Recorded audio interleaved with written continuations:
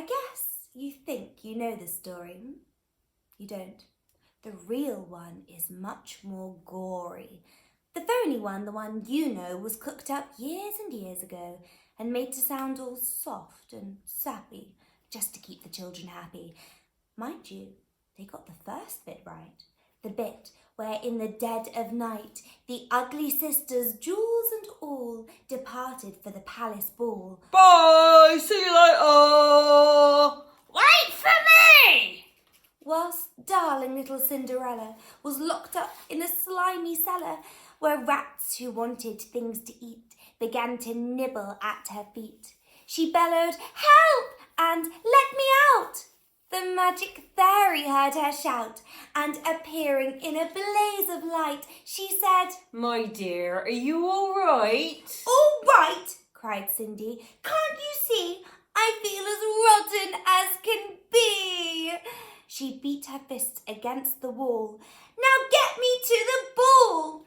There is a disco at the palace. The rest have gone and I am jealous. I want a dress, I want a coach, earrings and a diamond brooch. Oh, and silver slippers, 2 of those, and lovely nylon pantyhose." The fairy said, Hang on a tick. and gave her wand a mighty flick. And quickly, in no time at all, Cindy was at the palace ball.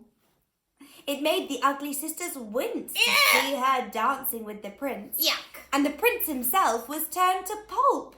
All he could do was gasp and gulp. Gulp. Then midnight struck. She shouted, "Heck, I've got to run to save my neck." The prince cried. No, alas, alack. He grabbed her dress to hold her back. As Cindy shouted, "Let me go!" The dress was ripped from head to toe. She ran out in her underwear and lost her slipper on the stair. The prince was on it like a dart and pressed it to his pounding heart. The girl this slipper fits, He cried. tomorrow morn shall be my bride. I'll visit every house in town until I've tracked the maiden down. Then, rather carelessly, I fear, he placed it on a crate of beer.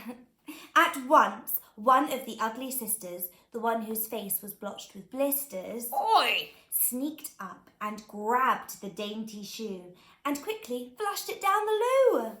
Then, in its place, she calmly put the slipper from her own left foot. Aha, you see, the plot grows thicker, and Cindy's luck is looking sicker. Next day, the prince went charging down to knock on all the doors in town. In every house the tension grew. Who was the owner of the shoe? The shoe was long and very wide. A normal foot got lost inside, and also smelt a wee bit icky. The owner's foot was hot and sticky. Thousands of eager people came to try it on, but all in vain. Now came the ugly sisters' go. One tried it on. The prince screamed, No! but she screamed, Yay! Fits! Whoopies! Now you got to marry me! The prince went white from ear to ear. He muttered, Get me out of here. Oh, no, you don't! You made a vow. There's no way you can back out now. Off with her head! The prince roared back. They chopped it off with one big whack.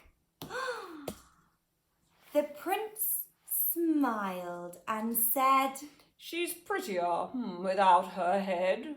Then up came sister number 2, who Woo-hoo! yelled, My turn, now I'll try on the shoe.